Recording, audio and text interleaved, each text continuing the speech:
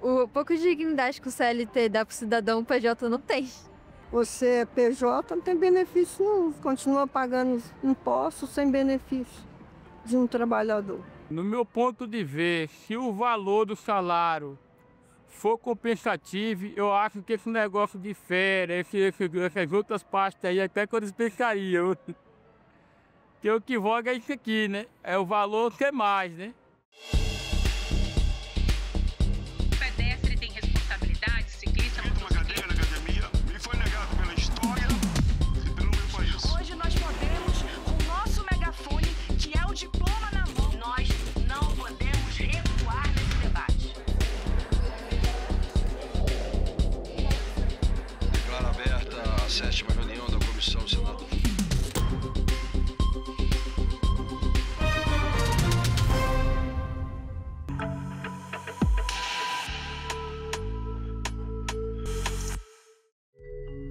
Ela é antiga, de 1943.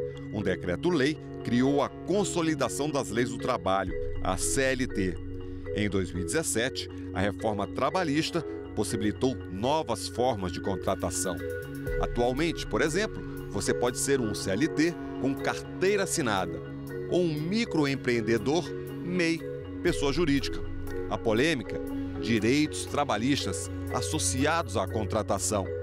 INSS, FGTS, férias, 13º salário para os seletistas e encargos previdenciários e tributários reduzidos para as empresas que contratam no modelo PJ. Que momento que a pejotização ou formas de trabalho não assalariados estão ganhando importância no debate público, né? Esse debate, de fato, está pegando no ano corrente, 2025, até por conta de uma discussão que está ocorrendo no Supremo Tribunal Federal. O que o STF está falando no tema 1389 de 25? Ele está falando, olha, a contratação de serviços, a contratação de trabalho vivo por meio de conta próprias, pessoas físicas ou PJs, de fato, nessas 4 figuras jurídicas, é lícita. É constitucional, é legal e é lícita. O STF está falando, está discutindo um pouco isso, não está falando. Parte do STF provavelmente vai falar isso, mas está discutindo exatamente isso. Abrir as possibilidades de contratação de trabalho humano por outras formas que não o assalariamento. A reforma trabalhista foi a base dos conflitos que hoje estão no STF. Se tudo pode ser terceirizado ou não, se tudo pode ser pejotizado ou não. Ou seja, isso é fruto de uma reforma trabalhista que prometia aumento de emprego e melhoria das condições de trabalho, e isso não aconteceu. Pelo contrário, piorou a empregabilidade, reduziu a qualidade de vida deste trabalhador e piorou para a Previdência Social. Nós temos vários cenários no mercado de trabalho. Existe o cenário que a gente fala que está em alta, o cenário que está em baixa é quando a gente tem boa quantidade de mão de obra disponível no mercado e quando a gente também não tem a quantidade de mão de obra disponível no mercado. Eu posso dizer que hoje o mercado de trabalho, aos olhos do RH e aos olhos da empresa, está em crise. A gente fala que está em crise por quê? Porque temos muitas vagas de emprego para serem ali preenchidas e hoje o modelo tradicional CLT ainda vigente, que ainda assim é um modelo muito contratado, hoje 80% das nossas vagas são CLT, né, ainda é uma força, porém as empresas hoje que atuam conosco, que estão nessa modalidade CLT, só conseguem contratar quando personalizam a própria gestão, né, criam a própria cultura organizacional, personalizam, Fábio, a própria gestão, a ponto de conseguir tornar a vaga mais atrativa para o colaborador. A maioria dos casos, na maioria dos cidadãos, a gente pega o trabalho porque a gente está precisando de dinheiro. E a maioria das empresas, elas estão divulgando vagas no qual existe um PJ, um vínculo empregatício de CLT. E muito PJ aceita porque é a única coisa que ele tem. Agora, uma crítica que eu tenho é que também existe muito empresário que se aproveita ali do mecanismo de pejotização para poder ter uma exploração maior, né? Gastando menos, exigindo mais exclusividade, mas querendo investir muito pouco ali no trabalhador, na mão de obra dele. A reforma trabalhista, ela trouxe problemas para o trabalhador comum. Um dos problemas você já colocou, que é a questão da pejotização. Então, os trabalhadores têm uma cadeia de comando, tem um chefe, mas ele é pejotizado. Para quê? Para que ele seja um trabalhador precarizado. Isso é um dos problemas muito grandes que existe. Apesar que hoje nós temos um país com alto índice de emprego, uma questão central é que o salário é baixo. O salário mínimo no Brasil é muito baixo e não atende às necessidades. Na média, 68% dos ocupados brasileiros, assim, de 15 anos para cá, trabalham de forma assalariada. 68%, quase 70%. Ou seja, o trabalho assalariado, de fato, é o carro-chefe do mercado de trabalho brasileiro. Muito abaixo disso, temos ali 25% de contas próprias. Ou seja, trabalhadores que trabalham por conta própria, trabalhadores autônomos. E a gente ainda tem 5% de empregadores. Você chegou aqui, estava desempregada, e como é que foi o primeiro emprego? Eu cheguei desesperada, querendo um trabalho para ter o meu próprio dinheiro. E aí, em 2 meses, eu falei, cara, eu vou fazer meu currículo e vou começar entregando para vários lugares, colocando em vários sites. Em 2 meses surgiu essa oportunidade de eu trabalhar na farmácia, carteira de trabalho CLT, e aí o meu avô é contador, e aí ele falou, cara, é uma oportunidade para você já estar contribuindo, tão nova, né, contribuindo, pagando o INSS. O ruim era porque eu trabalhava de segunda a sábado, de 1 da tarde até 8 da noite. E aí eu faço faculdade também, de manhã. E aí quando eu tomei a decisão de sair, eu falei, é isso, vamos ver o que há pelo mundão aí. Depois de 5 meses eu fui contratada como estagiária numa agência de publicidade. E quando eu fui contratada, eu pensei que seria como CLT, né? E eu não entendia muito a diferença disso. E aí eu conversei com meu avô, que é contador, ele falou, Carol, você vai ser contratada como PJ agora. PJ tem seus benefícios e seus malefícios, e um dos benefícios que eu prezo muito é o tempo. É um emprego assim já garantido, né, que você tá carteira assinada, e aí tipo já tem alguns outros benefícios, essas coisas, né. Já freelance você não tem tantos, é só a diária mesmo. Quase 40 milhões de brasileiros optaram pelo trabalho por conta própria, né? Eles hoje até descartam a possibilidade de o emprego formar com carteira assinada. Então, aí a grande dúvida é o seguinte, o que fazer com a Previdência quando essas pessoas envelhecerem? Aí é que nós temos o nó para desatar, que seria como fazer com que essas pessoas contribuam como autônomos para a Previdência Social. Então, esse é o grande debate que a gente deve abrir aqui no Congresso Nacional, depois de ouvir a opinião em audiências públicas, para que a gente possa, de fato, estabelecer um nexo de garantia, né, atuarial da Previdência Social. E como não deixar ao desamparo milhares de trabalhadores quando tiverem com a idade avançada. É importante você ter hoje flexibilidade nas relações contratuais, para que você possa se adaptar às nuances e às peculiaridades de cada categoria. Quem trabalha com TI, por exemplo, tecnologia da informação, é quem trabalha diferente, é diferente de quem trabalha no campo, por exemplo, na atividade do agro. Então, eu acho que essa flexibilização, essa liberdade permite, né, que você possa se adaptar. Eu sou a favor do negociado sobre o legislado, para que o patrão e o empregado possam encontrar a melhor forma de se entender. Acho que é a grande discussão de hoje, né? Eu acredito que essa questão da pejotização vai ser quase que um modelo de trabalho do futuro. E quanto mais a gente conseguir se adaptar a esse cenário, melhor.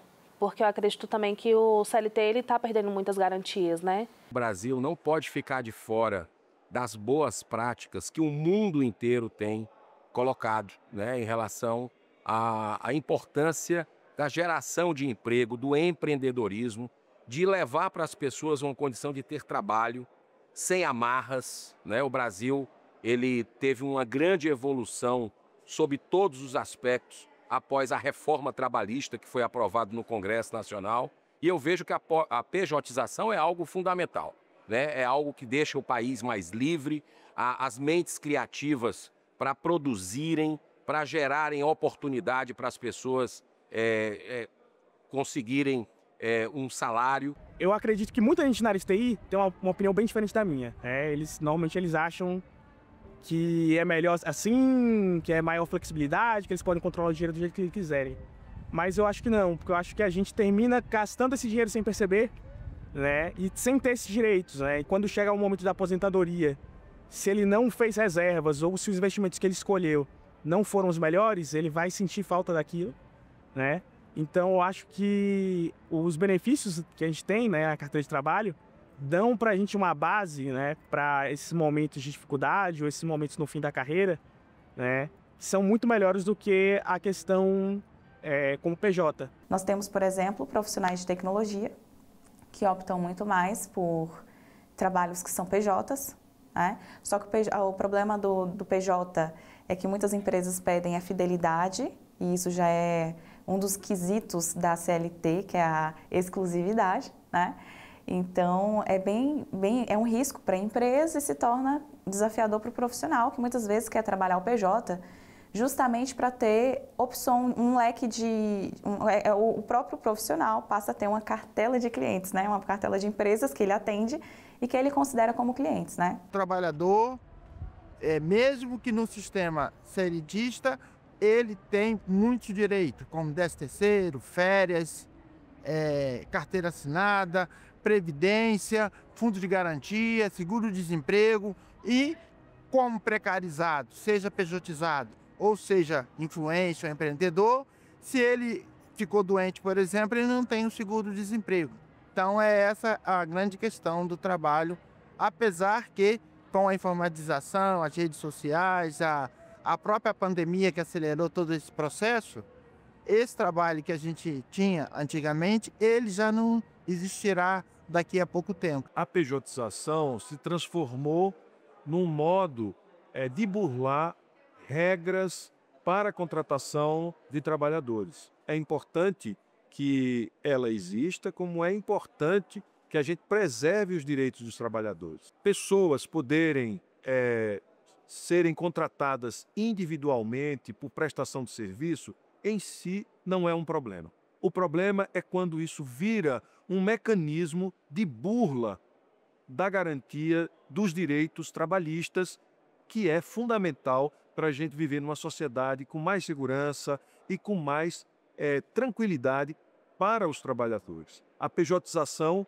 virou, na verdade, um instrumento de precarização do trabalho no Brasil, gerando prejuízos para a Previdência Social, gerando insegurança para o trabalhador e aumentando de forma importante a doença ocupacional. Se você continuar caminhando para a pejotização em alta escala, quem vai pagar a Previdência, por exemplo, que é 20% sobre a folha de pagamento que vem, digamos, lembrando aqui da própria CLT.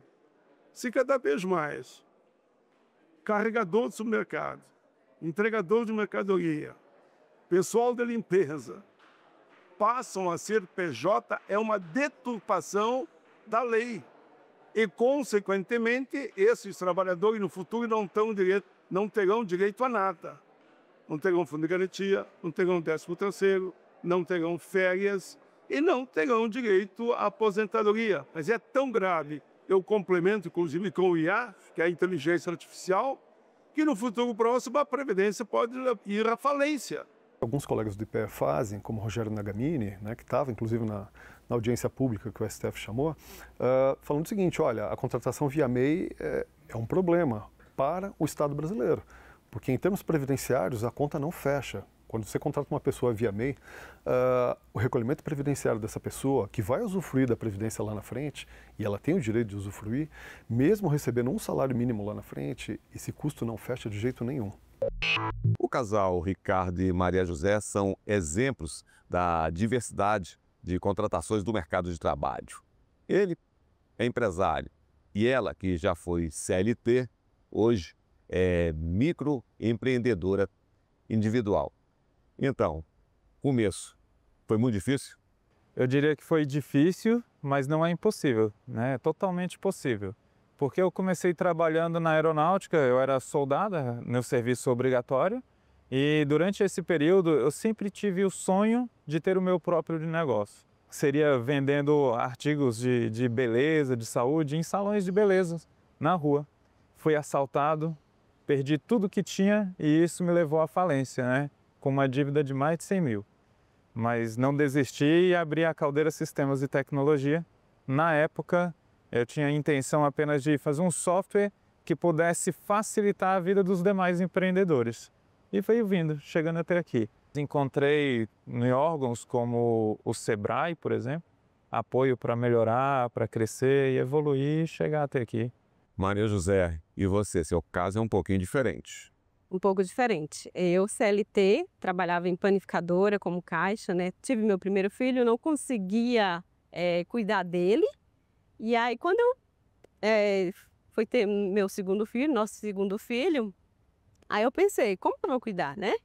Aí já que ele já estava com a empresa, e aí nós resolvi também entrar nessa, né? E aí não, preciso cuidar do meu filho. Entrar nessa no mundo empresarial. No mundo empresarial, isso mesmo. E aí eu fui e falei, vamos complementar, porque as empresas que ele atende também têm a demanda de computadores. Já que você tem essa experiência da CLT para o MEI, me fala as diferenças, o que era bom, o que era ruim. Antes eu não tinha tempo de fazer nada, era aquela correria, porque eu começava a trabalhar às 7 horas da manhã, e aí ia parar só 9 horas da noite. Carteira assinada tem férias. Isso. E financeiramente foi muito bom? Muito bom. É diferente, vale a pena. Você sai do modelo CLT para o modelo pessoa jurídica. Me fala primeiro, então, por que dessa motivação da mudança? A motivação é que até então eu não tinha muita referência em relação a conseguir oportunidades, não tinha tanta indicação. Então eu ganhava pouco para o que eu queria ganhar, sendo formada em administração.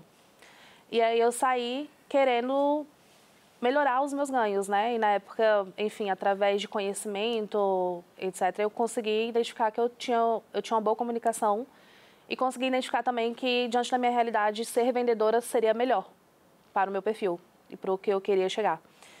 Então, em meio à pandemia, era em 2021, eu saí do CLT e fui ser vendedora. Naquela época, eu procurei o que poderia me dar um retorno maior, né? Então, a prestação de serviço foi uma realidade que eu vi que teria um ganho maior, então eu fui para a correspondência bancária, não foi uma experiência tão boa assim. Testei também sendo vendedora de plano de saúde, me trouxe algumas oportunidades, até que eu cheguei num momento que eu migrei para o mercado digital. Aí sim foi onde eu consegui ter um maior ganho. A gente sabe que as empresas hoje têm uma sobrecarga de impostos, então fica bem desafiador a empresa ter um investimento muito atrativo para os colaboradores, né? Questão também social, governamental, há muitos benefícios sociais, as pessoas acabam optando por não trabalhar. Então, quando a empresa ela abre os olhos para esses outros formatos, dentro do CLT, existe o contrato intermitente dentro do CLT, existe contratações PJs que a empresa pode também aderir a esse formato. Existem benefícios também dentro da própria gestão, é o que a gente fala de salário emocional. É quando a empresa ela consegue ter uma boa gestão, uma boa liderança com aquele colaborador, uma boa convivência com aquele colaborador dentro da própria empresa. Todo gestor que entra em contato conosco, pedindo uma consultoria, pedindo uma vaga de emprego, a primeira pergunta que a gente faz é assim: você é aberto a mudanças? Você é aberto a modificar a sua vaga, a sua empresa, algumas questões de gestão? Por que nós perguntamos isso? Porque a gente sempre fala, a gente vai fazer uma análise de mercado para saber se a sua empresa está adequada ou não, para saber se o seu salário está adequado ou não. Nós temos que ter a liberdade, né, total, irrestrita, ampla, para que as pessoas possam trabalhar e eu acredito que facilitar isso é um papel do Congresso Nacional. Quanto menos Estado, melhor para o cidadão. Então você precisa estar sempre com boas práticas internacionais para que o Brasil possa chegar onde ele merece, que é o topo do mundo. Isso só vai acontecer se a gente tiver políticas públicas e legislações que favoreçam a mobilidade em termos de geração de emprego e renda. Por mais que tenha uma falsa ilusão de que o OPJ dá mais liberdade, né, na maioria das vezes o trabalhador ele vai sentir a falta daqueles direitos em algum momento da vida dele. Nos últimos anos, os sindicatos patronais permaneceram com a sua força. Os sindicatos que representam os trabalhadores vêm sendo tirado deles o poder de organização para representar com condição de igualdade. quem representa os trabalhadores e quem representa o setor empresarial. É preciso, para que exista equilíbrio na negociação, é preciso que haja correlação de forças igual, ou seja, quem representa os trabalhadores, sindicatos fortes, com representação forte, para que as negociações tenham um equilíbrio e assim a gente tem mais liberdade ao fazer acordos individuais, acordos coletivos de trabalho. Custo Brasil ele tem esse tripé nefasto, né? Burocracia excessiva, alta carga tributária e insegurança jurídica. E quando você deposita, por exemplo, a contratação, um encargo, né, muito alto, porque se você tem um salário de R$2.000, por exemplo, para o trabalhador ele recebe 2, para quem emprega vai pagar 4 ou mais, exatamente por esse excesso de cargas tributárias em quem quer contratar. Nós temos diversos exemplos de empreendedores, por exemplo, que gostariam ou poderiam abrir uma nova filial e o maior custo não é o custo físico da obra, mas é muitas vezes a contratação, né, do corpo de trabalho, porque é muito encargo e é muito imposto em cima disso. Há uma dúvida do trabalhador sobre a natureza do seu contrato. Olha, eu fui contratado como autônomo, conta própria, ou eu fui contratado como PJ, mas na verdade o trabalho que eu desempenho é tipicamente de natureza salariada. Ele se encaixa ali no artigo 2º ou 3º da CLT, todos os requisitos lá, pessoalidade, não eventualidade, onerosidade e subordinação. Isso configura um vínculo assalariado de trabalho de acordo com a CLT. Então o trabalhador aciona a Justiça do Trabalho. Isso é mais ou menos o que acontece historicamente. O STF, o Supremo Tribunal Federal, está falando mais ou menos o seguinte, olha, não necessariamente o trabalhador vai recorrer à Justiça do Trabalho. Talvez ele tenha que recorrer antes à Justiça Comum. Tem uma disputa aí, na verdade, intra-poder judiciário. O que é essa disputa, na verdade? De um lado dessa questão, que envolve o tema 1389 de 25, você tem, de fato, a Justiça do Trabalho. E de outro lado dessa disputa, você tem realmente o Supremo Tribunal Federal. O STF está falando, olha, se uma empresa contrata um trabalho não assalariado, seja conta própria, seja PJ, na verdade, e houver alguma dúvida que tenha que ser dirimida judicialmente a respeito desse contrato de prestação de serviços, o STF, ou parte do STF, está falando mais ou menos o seguinte, olha, a competência para julgar essa dúvida não é necessariamente da Justiça do Trabalho. Pode até ser, em determinadas circunstâncias, mas originalmente ela vai ser da Justiça Comum e da Justiça Comum Estadual. O Supremo só trabalha quando ele é provocado. Alguma organização, algum sindicato acionou o Supremo. Se o Supremo tomar uma decisão, é por omissão nossa. Então nós temos que avançar aqui sem medo de ser feliz ou de medo de encarar problemas complexos. Seja qual for a decisão do STF, seja qual for a decisão do Legislativo, seja qual for a decisão do Executivo, em âmbito federal principalmente, mas não só estadual e municipal também, a coisa tem que andar um pouco devagar. Tem muita coisa em jogo. O sistema previdenciário brasileiro, que a gente conseguiu constituir ao longo de décadas, não vou nem falar de 88, mas décadas para trás, é uma coisa importante. Com todos os problemas que tem, ele continua sendo, né? Seja qual for o regime público de previdência, tem que ser tratado com cuidado. E no fundo, do ponto de vista tributário, o que está em jogo nessa discussão assalariamento versus não assalariamento, PJ ou conta própria, é um pouco isso. Qual o futuro da proteção social no Brasil? Você falou no seu avô, queria terminar quando você falou de um novo modelo de contratação. Ele te deu algum conselho? Deu, ele falou, eu acho que não se deslumbrar. Eu acho que o meu primeiro salário, quando eu recebi, eu falei, caraca, eu tenho 20 anos e, por incrível que pareça, meu pai me falou isso esses dias, eu chego a ficar um pouco emocionada, que ele me falou esses dias, cara, eu recebo R$3.000. E eu olhei e falei, cara, eu tenho 20 anos e tô recebendo mais que meu pai.